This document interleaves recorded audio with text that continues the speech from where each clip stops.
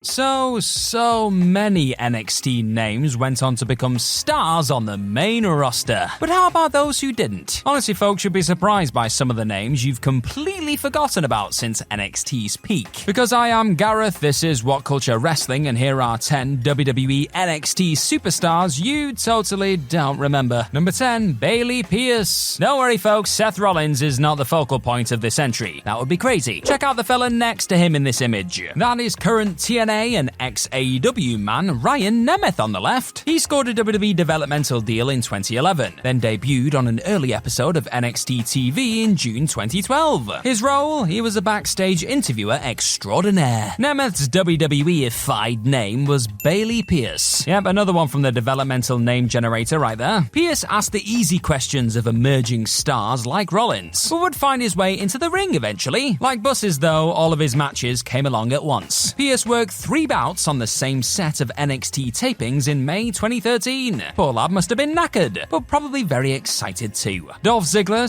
/ Nick Nemeth's brother didn't really get any higher than that in WWE's system. He was ultimately released in late May, before some of his taped bouts had actually even aired. Ryan was surely hoping he'd turn the announcer job into something bigger, and that kinda happened, but only for a cup of coffee really. Number 9, Marcus Louie. Marcus Louie found his way into a non-title bout versus then NXT champion Finn Balor in 2015. That came after several lower-tier storylines that included the guy losing his hair and eyebrows. How's that for sports entertaining? Maybe working Finn was a reward for Louie doing his best with dodgy creative. Regardless, it didn't exactly elevate him higher up the food chain. Marcus was released in February 2016, and it was somewhat surprising really, if only because he'd been such a regular presence on NXT programming just 2 years prior. Weirdly, and despite how often he was on the shows, Louie now isn't someone who ever really comes up when people discuss the brand's earliest wave of momentum. Takeovers were in full swing by 2015, and had started during Marcus's best year in WWE before that. However, he wouldn't benefit from all that hard work building NXT as a brand that fans should really pay attention to. Company higher-ups just cut him from the roster without much warning. Here's a quick question then, who do you think is the most underrated performer in NXT history? You let me know in that comment section down below. Number 8, Jake Carter. Now for reference, Jake Carter is actually Vader's son, not Darth Vader the wrestler. His real name is Jesse White, but WWE needed to go the name generator route and trademark their own. There's plenty more of that to come in this list. Thus, Carter was born. He'd actually become an early tag team partner for current SmackDown commentator Corey Graves in FCW. Jake came along for the ride when FCW changed to NXT in 2012, but he'd be gone by late 2013. WWE bosses at the Performance Center and higher-ups couldn't have figured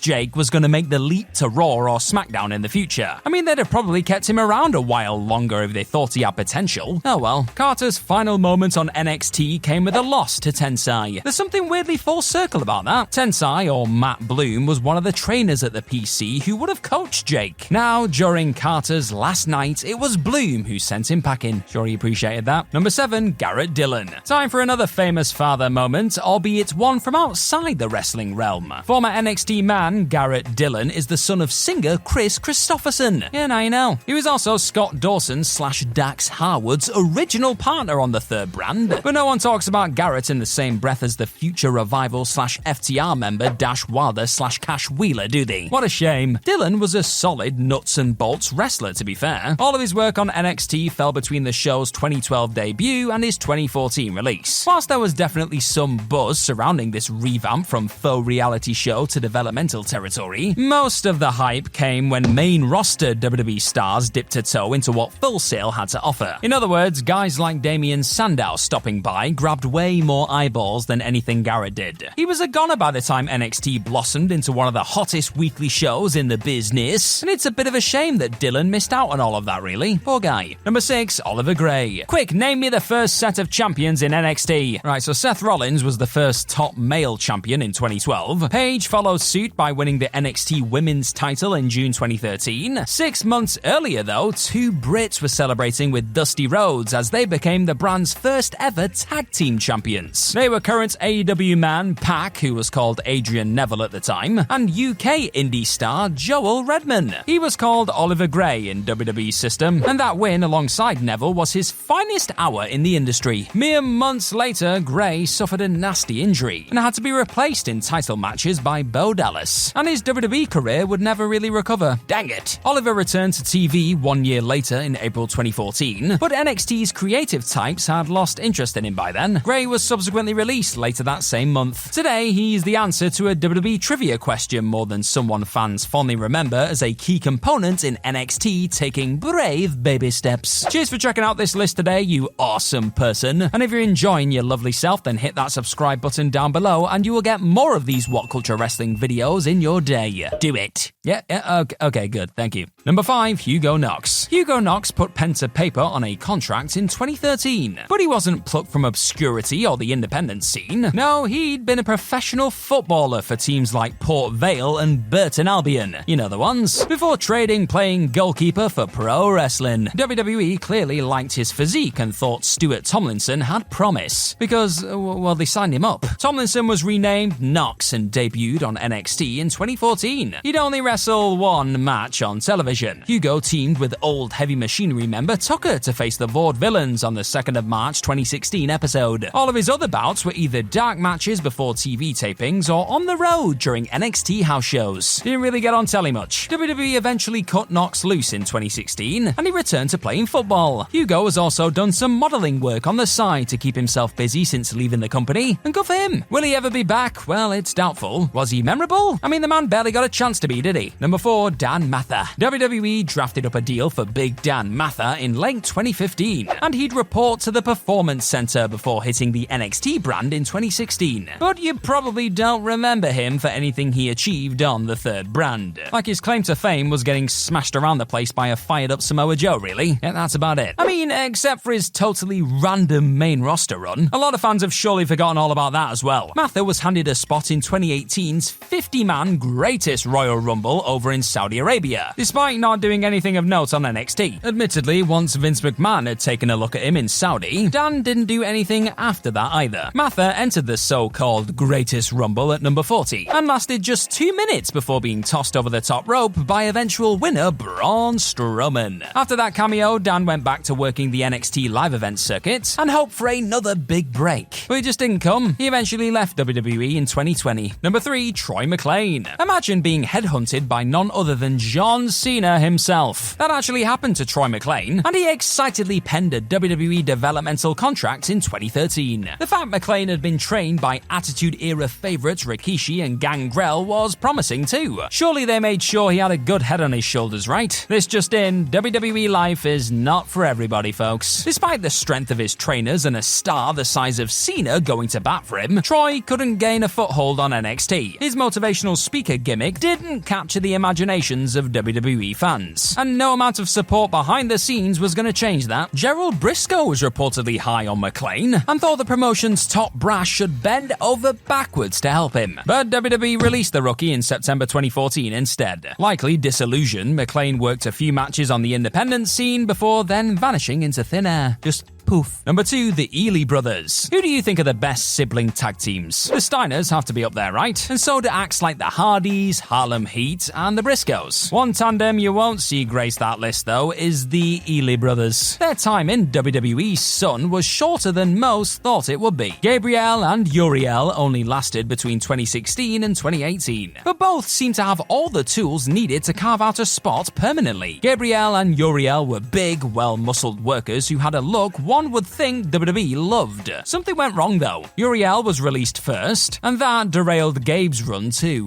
The Eley boys disbanded, and they're now considered little more than a footnote in NXT's lore. 6 years is an eternity in wrestling, so you now won't hear anybody discussing the Eley Bros much in 2024, or after that most likely. They're just another act that couldn't convince WWE they were worth keeping around. Harsh, maybe. True, definitely. The Eleys are proof that nothing is guaranteed in wrestling. Number 1, Memo. Yeah, we're gonna go Memo Montenegro. The same goes for second and third generation wrestlers too. Memo Montenegro was the name WWE handed El Hijo de Dos Caras for his tenure between 2012 and 2013. If you're looking at his picture here, as well as that Dos Caras name, and thinking, he looks familiar, then here's the deal. Memo is Alberto Del Rio's brother, not to mention the nephew of Mexican legend Mil Miscaras. That lineage didn't do much for him on NXT though. Montenegro worked 2 televised matches versus future New Day members Big E and Xavier Woods, but disappeared from TV and was released in July 2013. Reportedly, it was Dos Caras himself who requested that his contract be torn to shreds. Perhaps he could see that things just weren't going that well. Who knows? Memo lost to E in just 21 seconds, so maybe he was right to be frustrated. Del Rio's name is mud in WWE nowadays anyway, so you won't hear official channels trumpeting Alberto or his family. Montenegro can't exactly be considered collateral damage in that, because he was released long before Del Rio's troubles started. But he's definitely still one of NXT's forgotten sons, just like the rest of this list. Can you think of any other NXT stars that fans might have forgotten? We'll pop them in the comments section below. And if you like this video, then why not check out this video ranking WWE's first ever class of NXT. All the NXT in your life, you gotta love it.